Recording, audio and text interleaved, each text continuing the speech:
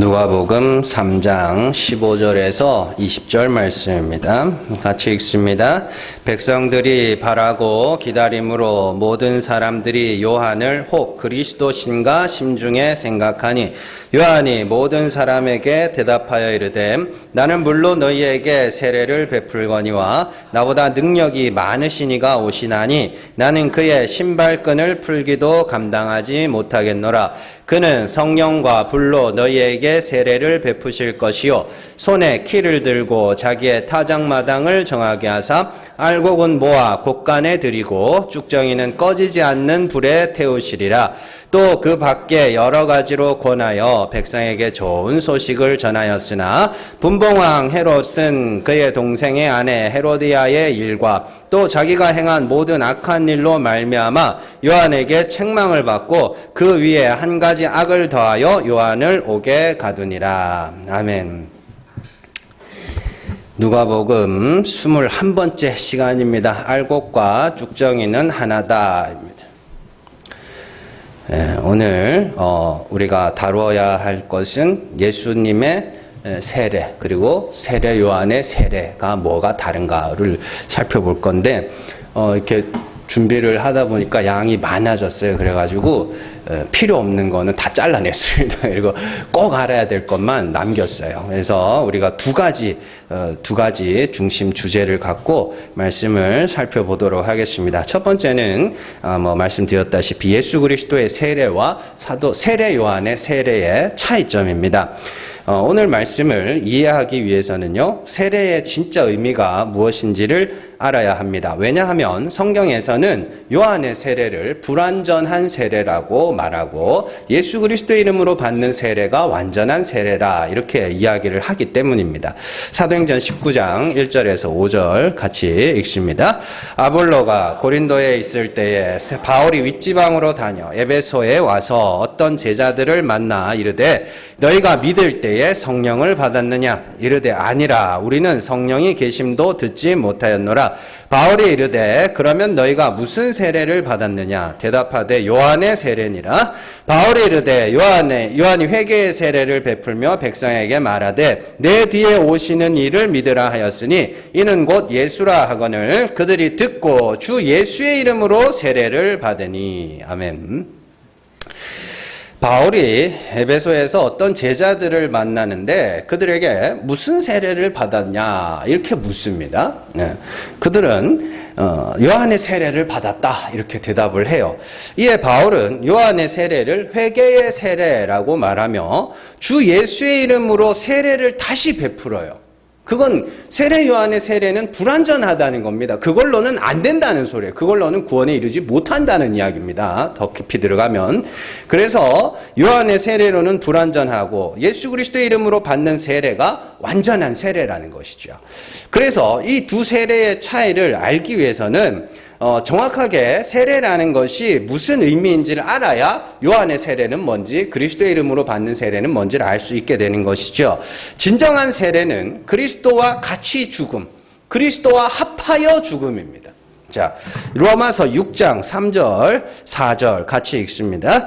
무릇 그리스도 예수와 합하여 세례를 받은 우리는 그의 죽으심과 합하여 세례를 받은 줄을 알지 못하느냐. 그러므로 우리가 그의 죽으심과 합하여 세례를 받음으로 그와 함께 장사되었나니 이는 아버지의 영광으로 말미암아 그리스도를 죽은 자 가운데서 살리심과 같이 우리로 또한 새 생명 가운데서 행하게 하려 함이라. 갈라디아서 3장 27절 같이 읽습니다. 누구든지 그리스도와 합하기 위하여 세례를 받은 자는 그리스도로 옷 입었느니라. 골로새서 2장 12절 같이 읽습니다. 너희가 세례로 그리스도와 함께 장사되고 또 죽은 자들 가운데서 그를 일으키신 하나님의 역사를 믿음으로 말미암아 그 안에서 함께 일으키심을 받았느니라. 아멘. 세례의 이야기를 하면서 계속해서 그리스도와 합하여 장사되었다. 그리스도와 합하여 죽었다. 그리스도와 합하여 죽었다. 계속 나오죠. 그리스도의 이름으로 받는 세례에 대해서 바울은 반복해서 그리스도와 합하는 것, 그리스도와 합하여 장사되는 것, 그리스도와 합하여 죽는 것이라고 설명을 합니다. 그러니까 진정한 세례의 의미는 그리스도와 연합, 그리고 그리스도와의 죽음인 거죠. 그리스도와 같은 죽음을 죽는 겁니다. 자, 그래서 죽음이라는 의미만 놓고 보면 요한의 세례와 예수님의 세례는 동일한 의미를 지니고 있습니다. 세례 요한의 세례가 천하의 산들이 물에 다 잠기는 노아의 홍수를 배경으로 하고 있었잖아요. 그리고 세상의 모든 길이 다 물에 잠겨서 굽은 것이 없어지는 노아의 홍수를 상징하는 예식이었기 때문에 죽는다는 것은 예수 그리스도의 이름으로 받는 세례와 동일한 의미를 가져요. 같이 죽는 거니까. 그래서 바울 역시 요한의 세례를 회개의 세례라고 말하고 예수님의 이름으로 받는 세례에서도 반드시 자신의 죄 고백이 있어야 되는 겁니다. 자, 그러나 예수님의 이름으로 받는 세례와 요한의 세례에 있어서 결정적 차이가 있는데 요한의 세례는 죽음이 끝이에요. 뭔 말인지 아시겠죠? 죽는 게 목적입니다. 그 이후에는 어떻게 될지 아무것도 몰라요. 그러나 예수 그리스도의 이름으로 받는 세례는 부활을 소망하는 세례입니다. 뭔 말인지 아시겠죠? 그래서 앞서 우리가 읽었던 그 세례와 관련된 바울의 그 기록을 한번 다시 잘 보시면 로마서 6장에서 그리스도와 합하여 죽은 우리는 그와 함께 죽었지만 아버지의 영광으로 말미암아. 아버지의 영광이 뭐예요? 하나님이 어떠한 분인지를 그리스도를 통하여 나타내셨잖아요. 그게 아버지의 영광이란 말이에요. 그러니까 아버지는 죽은 자를 살리시는 이니까 우리가 그 영광을 알고 뭐 하는 거예요? 죽어요. 뭐 하려고? 다시 살라고. 그래서 죽은 자 가운데서 그리스도를 살리신과 같이 우리도 새 생명 가운데서 행하게 될 것이다. 이렇게 이야기를 하고 골로새서 2장 12절에서도 세례를 그리스도와 함께 장사되는 것이라고 하면서 동시에 그를 일으키신 하나님의 역사를 믿음으로. 뭔 말인지 아시겠죠? 살아나는 것을 봤단 말이에요. 그러니까 뭐 하는 거예요? 나도 살아나기 위하여 뭐 하는 거예요? 죽는 겁니다. 세례 요한의 세례는 몰라요, 그걸. 그냥 일단 죽고 보는 거예요. 그러니까 예수님의 이름으로 받는 세례는 부활, 살아남을 전제로 한 세례이고 요한의 세례는 그냥 죽음 그 자체가 목적이라고 할 수 있습니다. 이 부분을 좀 더 쉽게 이해하기 위해서 오늘 우리가 읽었던 말씀의 18절에서 20절의 말씀이 굉장히 중요합니다. 성경은요, 세례 요한에 대해서 율법과 선지자는 요한의 때까지다 이렇게 이야기를 하죠. 그 말은 요한이라는 사람이 구약의 한계, 율법의 한계를 보여주는 인물이라는 소리입니다. 그래서 예수님이 요한을 천국에서는 가장 작은 자라도 요한보다 큰 자라고 이렇게 이야기를 해요. 마태복음 11장 10절에서 14절 같이 읽습니다.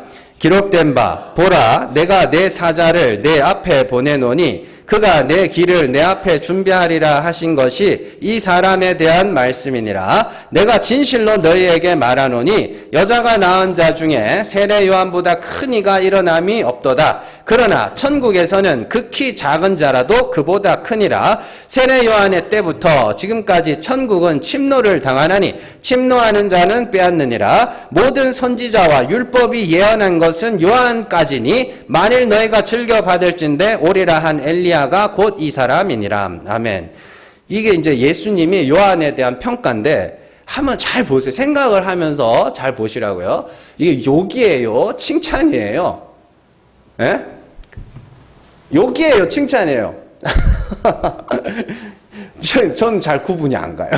이게 욕인지 칭찬인지. 왜냐하면 여자가 낳은 자 중에 세례 요한보다 큰 자가 없다 그랬거든요. 그것만 보면 칭찬이잖아요. 근데 천국에서는 아무리 작은 자라도 어떻게 해요? 세례 요한보다 큰 자라 그래요. 그 욕이거든요. 그럼 요한 천국 못 갔나? 나도 몰라요. 가봐야 알겠어요. 자, 선지자와 율법이 요한의 때까지라는 말의 의미는 요한이라는 사람이 율법의 한계, 구약의 한계가 어디까지인지를 보여주는 인물이라는 뜻입니다. 좀 쉽게 설명을 해드릴게요. 여러분들 법의 한계가 뭐예요? 법의 한계. 법이라는 것이 한계가 있어요. 자, 법의 기능은요, 사람의 죄를 판단하는 기능이 있고, 그 판단을 근거로 사람을 분리시킵니다. 그래서 우리가 뭐 피해자, 가해자 이렇게 선, 악 이렇게 나누는 겁니다. 그리고 처벌하는 그런 기능이 있죠. 그게 법의 기능입니다. 법이 할 수 있는 거 거기까지예요. 그러나 그래서 법은 사람을 분리와 처벌, 그 이상의 것, 곧 그 이상의 것 뭐냐면 화해, 화목이에요. 용서예요. 그걸 못해요, 법은. 법은 그걸 못한다고요. 법은 무조건 분리시킵니다. 여러분들, 법원에 가면은 판사들이 재판을 시작하기 전에 제일 먼저 하는 일이 뭘 것 같으세요? 제가 듣기로는 항상 합의를 종용한다 그래요. 둘이 합의해라. 어? 둘이 이렇게 뭐 피해 보상 이렇게 해가지고 합의해라. 뭐 이혼소송 같은 걸 가도 4주 뒤에 뵙겠습니다. 뭐 이런 거 한다면서요. 전 안 가봤어요. 사이가 좋아가지고 안 가봤는데. 그래서, 그게 뭐냐면 화해와 합의를 시도시키고. 왜냐하면 판사들은 알아요. 법이라는 것은 절대로 회복이라는 걸 만들어낼 수가 없다는 겁니다. 일단 재판장에서 땅땅땅 하면 관계는 끝이에요, 거기서. 여러분들 이렇게 재판장에 가가지고 거기서 법의 심판을 받고 나서 그 관계가 회복될 거라고 절대로 생각하시면 안 됩니다. 100% 거기서 원수돼요. 그래서 보복살인이나 이런 게 막 나오는 이유도 그겁니다. 그래서 법만능주의가 위험하다는 이유는 법은 절대로 화해와 용서라는 것을 이끌어내지 못하기 때문입니다. 그러니까 법하지 말라는 거예요. 그 법은 뭐 하는 거예요? 그 법은 내가 내 죄를 알라고 주신 거거든요. 그래서 소송까지 가면 완전히 관계가 틀어질 것이 눈에 보이기 때문에 가능하면 합의를 먼저 해라. 그렇게 종용을 하는 거예요. 구약의 한계, 율법의 한계가 그런 겁니다. 그래서 성경이 율법을 뭐라 그래요? 율법을 모세의 직분이라고 하고, 모세의 직분을 뭐라 그러냐면 정죄의 직분이라고 이야기합니다. 율법이 할 수 있는 건 그것밖에 없다는 소리예요. 그래서 18절에서 20절에 나오는 요한의 사역을 보면 요한은 분봉왕 헤롯에게 가서 그가 동생의 아내 헤로디아를 뺏은 것과 모든 악한 일을 책망할 뿐입니다. 그것밖에 못해요. 그 다음에 게 없어요.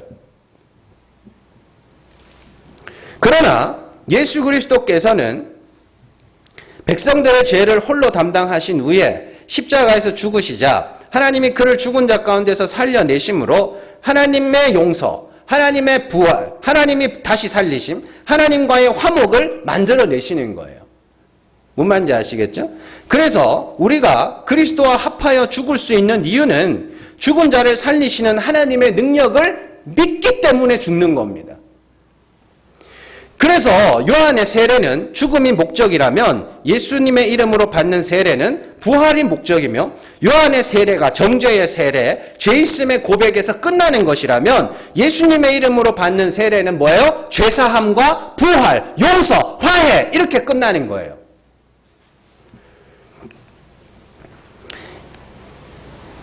그래서 예수님이 제자들에게 천국에서는 극히 작은 자라도 요한보다 큰 자라고 말씀하신 이유는 천국은 누가 가는 곳이냐면 첫째 부활을 경험한 자들이 가는 거예요. 그러니까 요한의 직분, 구약의 한계는 죽이는 것밖에 못해요. 근데 예수 그리스도의 이름으로 받는 세례는 부활, 화목, 화해, 하나님과의 화해이며 화목입니다. 부활입니다. 첫째 부활이라는 것을 제가 설명을 드렸죠. 예수 그리스도께서 십자가에서 저주를 받아 죽으시자 하나님이 그를 다시 살리신 것을 믿고 살아날 소망을 갖고 그리스도와 함께 죽는 것. 그건 하나님이 반드시 살리실 것이기 때문에 이 땅에서 살았다고 선언을 하는 거예요. 그래서 아까 골로새서에서 봐서도 이미 살아난 자처럼 이야기하잖아요. 왜냐하면 반드시 살리실 거기 때문에. 부활을 보고 믿고 경험한 자들이 가는 곳이 천국이기 때문에 아직까지 죽음만 알고 부활을 알지 못하는 세례 요한보다 더 큰 자들이 가는 것이다 라고 이야기를 하는 겁니다. 성도의 소망은 영원한 하나님 나라에 대한 소망도 소망이지만 그리스도를 죽은 자 가운데서 살리신 하나님이 그리스도와 합하여 죽은 나도 반드시 살리실 것을 소망하는 그 소망이 우리 소망의 핵심입니다. 그래서 사도 바울 로마서 8장에서 소망으로 구원을 얻는다라고 이야기를 하는 거예요. 로마서 8장 24절 같이 읽습니다. 우리가 소망으로 구원을 얻었음에 보이는 소망이 아니니 보는 것을 누가 바라리요. 아멘. 소망으로 구원을 얻었다. 믿음으로 구원을 얻었다. 같은 거예요. 뭘 믿는데요? 하나님이 죽은 자를 살리시는 이심을 믿는 거예요. 그러면 소망은 뭐예요? 내가 죽어. 뭐 하는 거예요? 하나님의 다시 살리심을 소망하는 거예요. 그러니까 믿음과 소망이 같은 거예요. 사랑은 뭐예요, 그러면?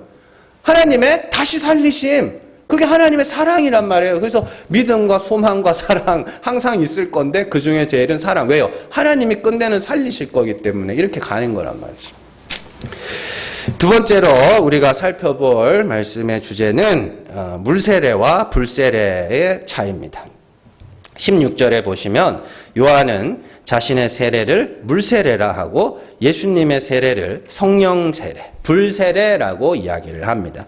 그렇다면 물세례라는 것은 무엇이며 불세례라는 것은 무엇인가? 불세례는 우리가 살펴본 바와 같이 말 그대로 물에 잠겨 죽는 세례입니다. 그래서 물세례는 자신의 죄를 자백하는 것이 전부입니다. 그러나 불세례는 물세례와는 조금 다른 의미를 갖고 있어요. 이 불세례에 대해서 요한이 17절에 이야기를 해놓은 겁니다. 17절 한번 보세요. 손에 키를 들고 자기의 타작마당을 정하게 하사 알곡은 모아 곳간에 들이고 쭉정이는 꺼지지 않는 불에 태우시. 이게 불세례예요. 이게 불세례라고요. 뭐 성령의 불이 복 떨어져가지고 막 하는 게 불세례가 아니고 요 쭉정이가 불타는 거. 여기서 알곡과 쭉정이는요, 사실 하나입니다. 알곡은 시토스고 쭉정이는 아키론인데, 그 우리가 먹는 곡물들은 전부 알곡이 안에 들었고 쭉정이가 겉에 감싸고 있는 그런 모양으로 돼 있죠. 그 알곡과 쭉정이는 분리되는 게 아니라니까요. 우리가 쭉정이가 되지 맙시다. 그건 틀린 겁니다. 쭉정이는 우리가 갖고 있는 거예요. 그러면 가라지가 되지 맙시다. 이건 맞아요. 가라지는 뭐예요? 그 안에 알곡이 없어. 형태는 비슷한데 뭐예요? 알곡이 알맹이가 없어. 무슨 알맹이가 뭔데요, 그러면? 알맹이가. 은혜! 하나님의 은혜를 모르는 거예요. 죽지를 못하는 거예요. 번듯하게 교회도 나오고, 뭐, 성금도 하고, 뭐, 할 거 다 하는데, 죽음과 부활에 대한 그게 없는 거예요. 개념이. 그래서 성령이 임하면 뭐 한다 그래요? 마음을 부드럽게 한다 그러죠. 고기 마음이라 그러는데, 원어로 보면 고기 마음이거든요. 부드러운 마음을 줍니다. 그럼 부드러운 마음은 뭔데? 예, 그러니까 부드러운 마음이 뭔데? 막 사람들 앞에 그거 게이들이 아주 잘하더만요. 그럼 오빠 이러면서 징그러. 근데 그게 아니라 부드러운 마음이라는 건 자기 죄를 아는 마음이에요. 그래서 요시야 왕이 그러죠. 마음이 부드러워져서 통회하고 자백했다고 그렇게 나온단 말이에요. 부드러운 마음이란 결국에 자기 죄를 보고 그 죄를 인정하고 하나님의 긍휼을 구하는 게 부드러운 마음이고, 굳은 마음, 돌같이 굳은 마음은 뭐예요? 내 죄를 인정하지 않아요. 보지도 않고 관심도 없고 그냥 나는 무조건 오라. 그게 선악 같다면 인간의 굳은 마음이라니까요. 그래서 이게 참 재밌는 게 성령 세례가 그거거든요. 성령이 우리 안에서 돌같이 굳은 마음을 고기같이 부드럽게 만들어주는데, 그러면 성령이 여러분들 안에서 뭘 하겠냐고요. 여러분들의 죄를 보게 하고 인정하게 하시는 거라니까요. 근데 내가 뭐 하는 거예요? 나는 죄가 없다고, 난 잘못한 게 없고, 나는 무조건 옳고, 내 하는 게 다 맞아. 이게 뭐냐면 마귀에게 사로잡혀 있는 거예요. 그래서 에스겔 36장에 보면 하나님이 그러잖아요. 성령을 부어서 마음을 부드럽게 해서 뭐 하겠다 그래요? 자기를 밉게 보게 하겠다고 그래요. 자기를 미워하게 만들겠다. 근데 진짜 이것밖에 안 되네. 이렇게.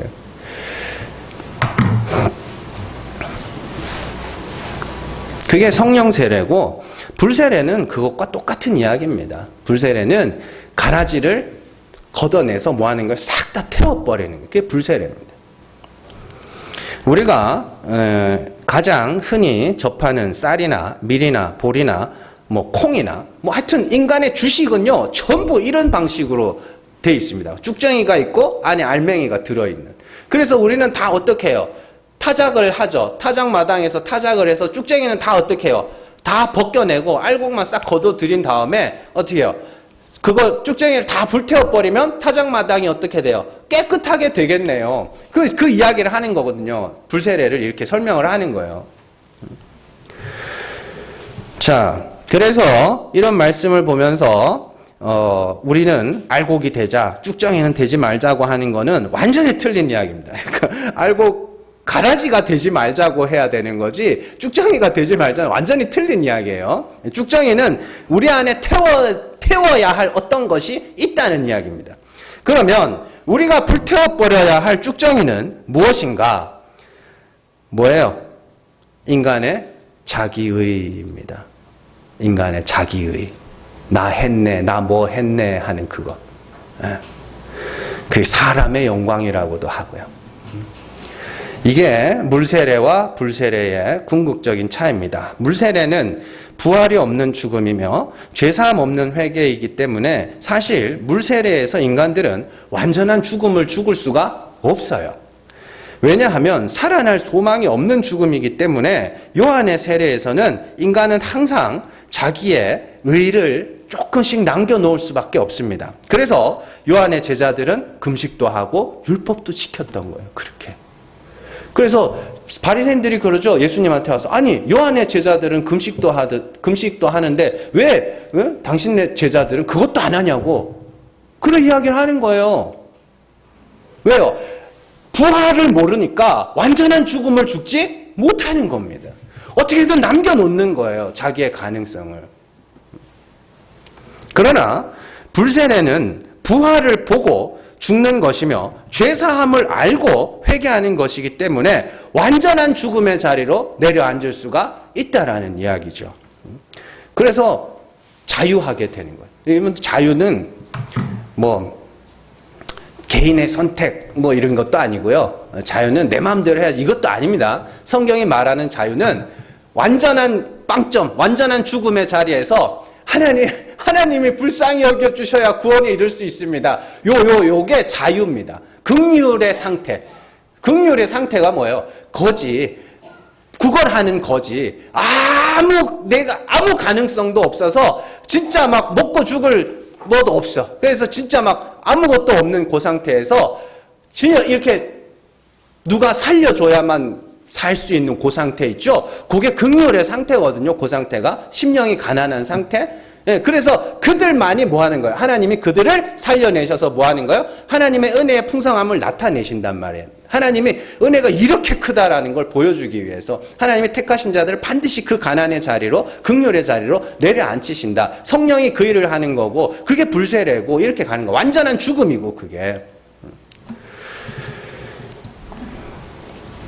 베드로전서 4장 1절에서 2절 같이 읽습니다. 그리스도께서 이미 육체의 고난을 받으셨으니 너희도 같은 마음으로 갑옷을 삼으라. 이는 육체의 고난을 받은 자는 죄를 그쳤음이니 그 후로는 다시 사람의 정욕을 따르지 않고 하나님의 뜻을 따라 육체의 남은 때를 살게 하려 함이라. 아멘. 12절에서 13절 같이 읽습니다. 사랑하는 자들아 너희를 연단하려고 오는 불시험을 이상한 일 당하는 같이 이상히 여기지 말고 오히려 너희가 그리스도의 고난에 참여하는 것으로 즐거워하라. 이는 그의 영광을 나타내실 때에 너희로 즐거워하고 기뻐하게 하려 함이라. 아멘. 그리스도께서 이미 육체의 고난을 받으셨기 때문에 우리도 육체의 고난을 받아라. 그렇게 이야기를 합니다. 그리고 육체의 고난을 받은 자들은 사람의 정욕을 따르지 않고 하나님의 뜻을 따라 육체의 남은 때를 살게 된다고 이야기합니다. 여기서 육체의 고난, 그리스도의 고난은 뭐냐면 완전한 불가능이에요. 완전한 불가능. 하나님 앞에 내놓을 게 아무것도 없음. 그 완전한 불가능. 의가 없음. 그 쭉쟁이가 타버린 거거든요. 그게. 그리스도께서 십자가에서 저주를 받아 죽으셨고 우리도 같은 마음으로 그리스도와 함께 뭐 하는 거예요? 내가 저주받을 죄인임을 고백하는 것. 그래서 하나님이 살려주셔야만 살 수 있는, 하나님이 불쌍히 여겨주셔야만 구원에 이를 수 있는 그 상태, 그게 육체의 고난. 그러면 죄를 그쳤다 그래요. 죄를 그친 게 뭐예요? 죄를 그쳤다는 건 법 아래 있을 때 죄라는 게 성립이 되는 거거든요. 근데 우리가 법에 대하여 죽어버렸네요. 그게. 어떤 법을 갖다 대도 뭐 하는 거야? 나는 하나님이 불쌍히 여겨주셔야 구원에 이를 수 있는 자야. 요렇게 되면 죄가 그친 거예요. 그게 법하고는 아주 상관없는 자가 돼버렸으니까. 법에 대하여 죽는 거. 그걸 고난이라 그래요. 그리고 그걸 불시험이라고 그러고요. 그래서 이제 다시는 스스로 의롭게 되겠다는 사람의 정욕을 따르지 않고 죽은 자를 살리셔서 그 찬송을 받기를 원하시는 하나님의 뜻. 하나님의 뜻을 여러분들이 잘 이해를 하셔야 돼요. 하나님의 뜻은 막 착하고 훌륭한 사람을 다 이렇게 구원을 하셔가지고 야, 너 진짜 훌륭하더라. 뭐 이렇게 하는 게 하나님의 뜻이 아니고 저건 때려 죽여야 돼. 저건 때려 죽여야 되는데 그걸 구원을 해낸 거야. 그 하나님이 뭐 한 거예요? 나는 이렇게 은혜가 풍성하단다. 이걸 보여주신 거거든요. 그게 은혜의 풍성함을 나타내니까 하나님의 뜻이에요. 그게. 그래서 때려 죽여 세상이 손가락질하는 죄인들 말고 내가 스스로를 그렇게 여기게 되는 거라는 말입니다. 그리고 사실 다 그래요. 여러분들이 번듯하니 그냥 아무 일 없이 사니까 아무 죄도 없이 사는 것 같죠. 그냥 조금만 건드리면 속내가 다 튀어나와요. 그러니까 이렇게 복음을 알고 진리를 알고 나면 참 사람들이 그 얼마나 간사한지가 눈에 보여요. 그 말을 들으면 왜 그렇게 막 이렇게 이제는 그 사람들의 말이 이렇게 듣기가 싫어.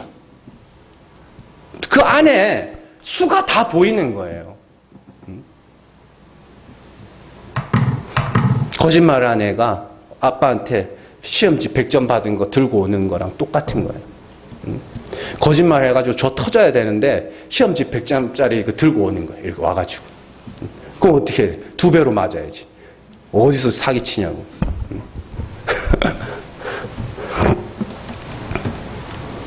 우리가 그래요. 다 그래요.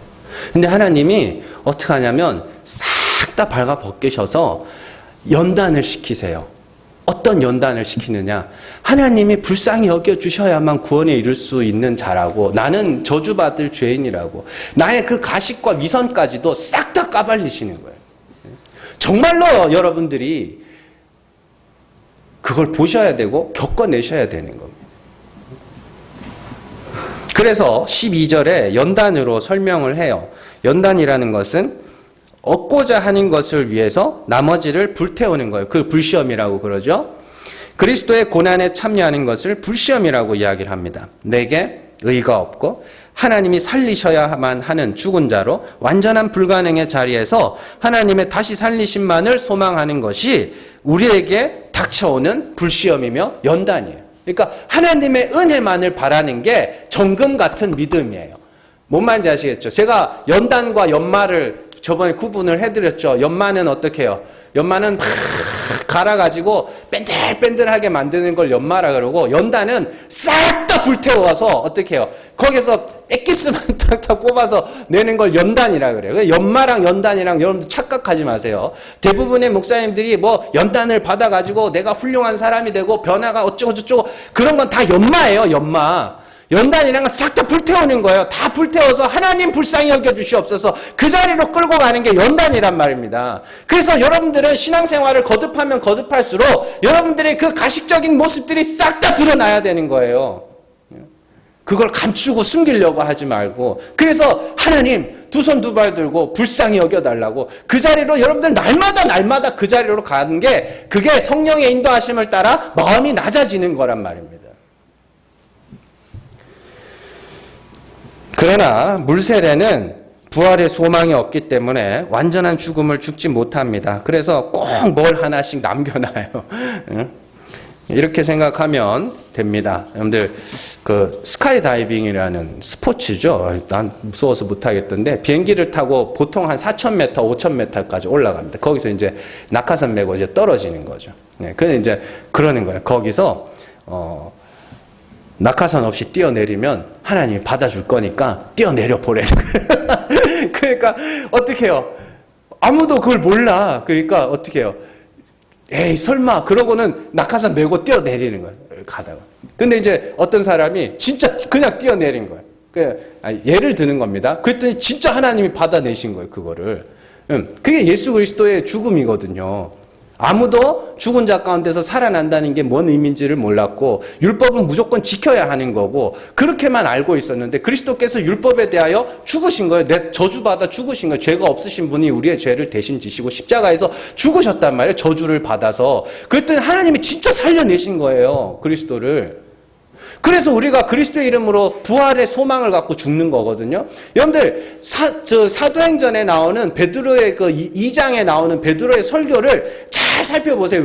왜 사도 베드로가 그 설교의 내용이 쭉 이어지다가 왜 마지막에 세례를 받으라는 이야기로 그 설교가 끝나는지를 잘 한번 집에 가서 한번 읽어보세요. 그리스도의 죽음과 부활에 대해서 이야기를 한다니까요.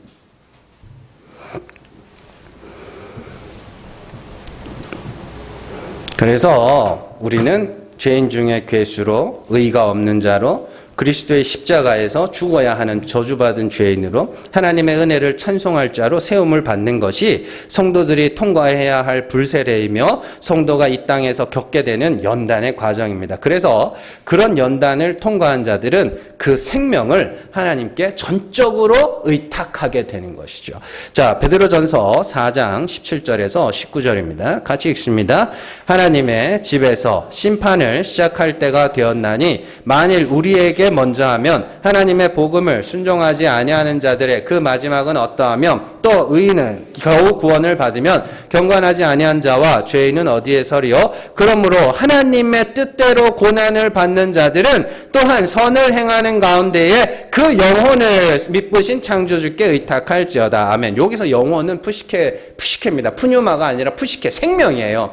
그 생명을 믿음의 하나님, 너희가 믿는 그 하나님, 죽은 자를 살리시는 하나님께 그 생명을 어떻게 해요? 의탁할지어다. 파라티뎀, 위탁하다, 위임하다.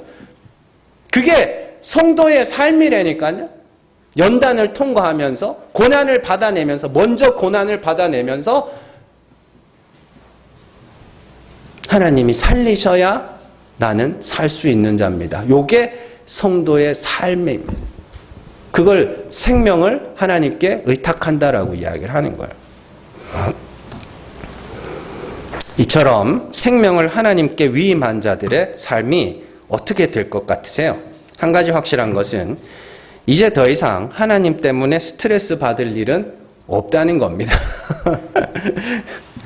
스트레스라고 하니까 막 하나님 우리 골탕 먹이고 애 먹어가지고 이가지고 스트레스 하는 게 아니라 알지 못함에서 오는 스트레스 있죠. 하나님이 어떤지를 몰라. 그래서 하나님이 늘 불안한 거예요. 늘 불안해서 계속 뭘 해야 돼.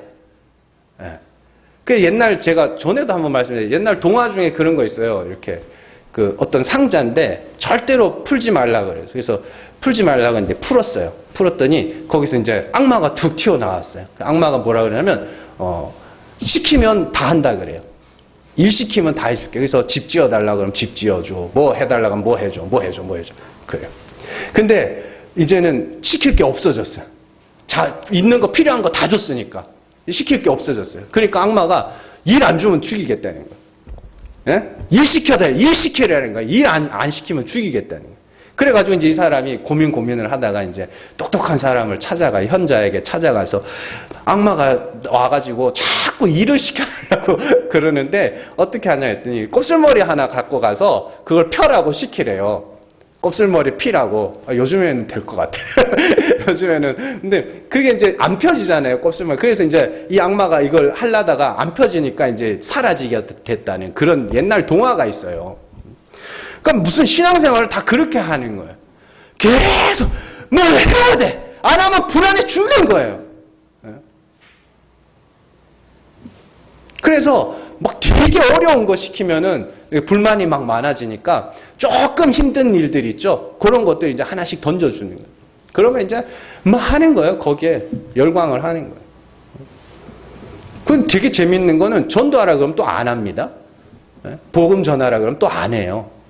교회 와서 일하라 그러면 그렇게 열심히 하는데 가서 전도하시라 그러면 안 해요. 그리고 또 심지어는 전도를 하는데 예수 믿으라 소리는 또 하지 말래. 참.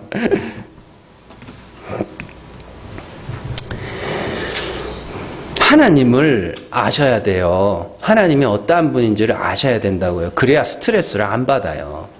불안해하지 않다고요. 염려와 근심이 없어진다고요. 성경이 염려하고 근심하지 말라는 이야기는 세상에 먹고 사는 것 때문에 염려하고 근심하지 말라. 단순히 그 이야기가 아닙니다. 하나님이 어떤 분인지를 몰라서 그 앞에서 내가 어떤 자가 되어야 되는가 모르는 거예요. 그러니까 여기서 이 말하면 거기 휘둘렸다가 여기서 이 말하면 거기에 휘둘렸다가 그런 게 아니라 그리스도를 통하여 하나님을 보라는 거예요. 그리고는 뭐 하라는 거예요? 죽으라는 거예요. 거기서 하나님의 은혜와 긍휼만을 의지해라. 네가 어떤 자가 되려고 하지 말고 어떤 자격을 갖춰야 된다고 생각하지 말고 법에서 벗어나서 법에 대하여 죽고 하나님의 은혜만 부르짖어라. 그런 이야기입니다.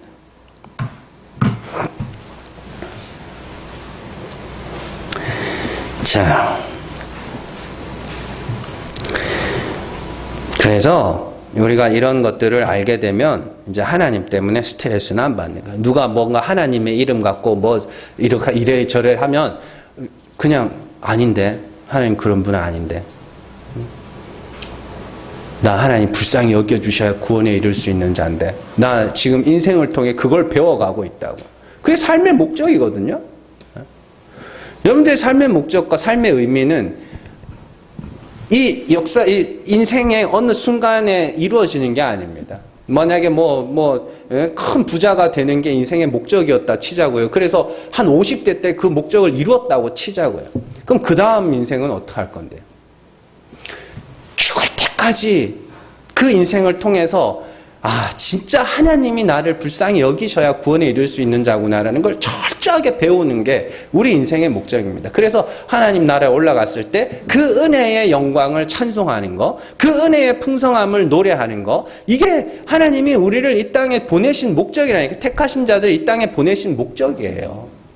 우리는 그거 배우고 가는 겁니다. 그래서 우리는 인생을 통해서 뭔가를 쌓아가고 뭔가를 지어가는 건축자의 삶이 아니라 쌓은 것들도 무너져가고 그냥 완전히 발가벗겨져 가면서 풀은 마르고 꽃은 시드나 하나님의 말씀은 영원하다.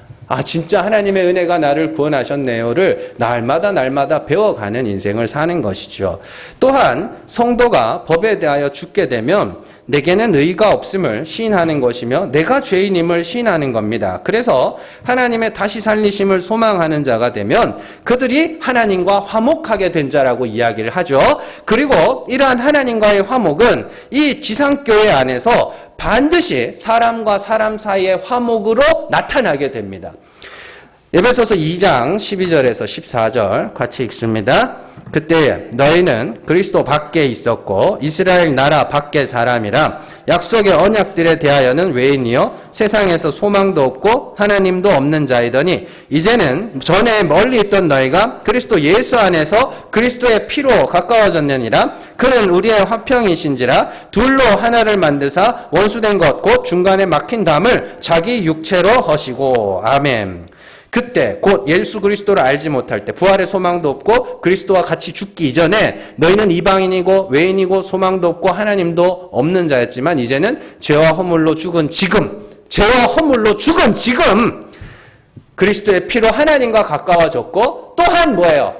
모두가 죽어서 살아날 소망을 갖고 있기 때문에 성도들끼리도 더 이상 막힌 담이 없어졌다는 이야기입니다. 사람과 사람 사이의 불화가 화목으로 이어지게 된 것이죠. 어려울 거 없습니다. 그리스도와 연합했다는 것은 그리스도와 함께 죽는 것을 의미하죠. 그러나 나만 그리스도와 함께 죽었어요? 다 그리스도와 함께 죽었어요. 그거 고백하셨잖아요. 나 죽은 자 맞다고. 그래서 그리스도를 교회의 머리. 왜 머리예요? 제일 먼저 그 길을 가셨거든요. 그래서 우리가 그를 연합하여, 그와 연합하여 따라가는 것. 그래서 머리와 지체, 연합의 의미로, 둘이 하나가 되는 결혼의 의미로 성경이 설명을 하는 거고요. 그리스도와 연합했다는 건, 그리스도의 몸과 지체라는 건 그냥 교회에 와 있으니까 난 지체겠거니, 그렇게 하지 마시고, 난 죽었다. 난 하나님이 살리셔야 할 죄인이다. 난 그리스도와 같이 저주받을 죄인입니다. 요게 그리스도의 지체들의 고백이거든요. 그래서 그리스도를 교회의 머리요, 성도는 그의 지체라고 말합니다. 성도가 성도인 이유는 그리스도와 같이 죽음으로 나의 죄를 자백하며 나의 의가 불타서 나는 하나님의 은혜가 아니면 지옥에 던져져야 할 자임을 고백하는 것이죠. 그런데 모두가 그런 고백을 한다는 이 교회 안에서 어떤 법이 서로를 차별하게 하며 어떤 법이 서로에게 차등을 줄 수 있겠느냐. 법에 대하여 죽었는데, 법에서 떠난 자들인데, 하나님의 은혜, 하나님의 긍휼만을 바라는 자들인데, 자꾸만 어떤 법을 끌고 와서 서로를 정죄하고 자꾸 서로를 판단하게 되는 것입니다. 그게 뭐냐면 마귀에게 장악당하는 것이며 육체의 소욕에 장악당하는 거예요. 베드로가 이야기를 하죠. 근신하라, 깨어라, 너희 대적 마귀가 삼킬 자를 찾는다고. 우는 사자와 같이 삼킬 자를 찾는다. 정신을 똑바로 차리셔야 됩니다. 우리는요, 난 마귀 짓을 할 거야. 이래고 마귀 짓을 안 합니다. 난 마귀 짓을 할 테야. 오늘부터 난 마귀 짓을 해야지. 이러면서, 그렇게 안 합니다. 정신 안 차리면요, 순식간에 마귀 짓 하고 있어요. 그리고 지가 마귀짓 하면서도 자기가 마귀짓 하는지도 몰라요. 그래서 옆에서 아무리 말을 해줘도 안 들어요. 그러니까 늘 깨어서 기도하라. 정신을 차려라. 이게 뭐냐면 늘 말씀을 듣고 묵상하고 전하고, 그걸 자기를 늘 살피고 그걸 하셔야 되는 거거든요. 근데 예배 좀 나오세요. 수요일, 금요일. 그 말씀이 일주일에 한 번 듣고 어떻게 잘 하고 계십니까? 늘 가까이 하셔야 돼요. 듣고 또 듣고 해야 돼요. 왜냐하면 정신을 차리기가 쉽지가 않습니다. 정말로요. 법에 대하여 죽었다고 하는 자들이 무엇으로 다른 이들을 정죄하며 그들과 선을 그으려고 하고 담을 쌓아놓고 저 사람과 나는 달라. 왜 그러고 있냐고요. 그게 마귀 짓이에요. 그게 마귀에게 싸먹힌 거라니까요. 그러면 어떻게 해야 돼요? 옆에서 어떻게 해야 돼? 지금 마귀 짓이야. 그러면 내가 왜 마귀냐고 더 큰 싸움 나는 거죠. 어쩔 수 없어요. 하나님 앞에 기도해 주는 기도하는 수밖에 없어요. 하나님 어떻게 해요? 하나님 어떻게 해요? 보는 사람은 답답해 죽는 거죠. 본인도 답답하겠죠.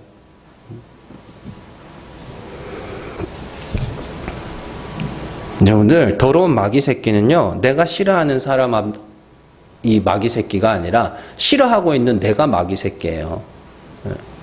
다 은혜가 필요한 자고, 다 긍휼이 필요한 자고, 다 불가능한 자고, 다 연약한 자고요, 다 죄인이에요. 그래서 우리는 하나님의 은혜만 바라고 사는 건데, 자꾸만 내 안에서 어떤 법으로 사람을 판단을 하는 거예요. 사람이 어떻게 그럴 수 있냐고. 그럼 왜 그러면 안 되는데?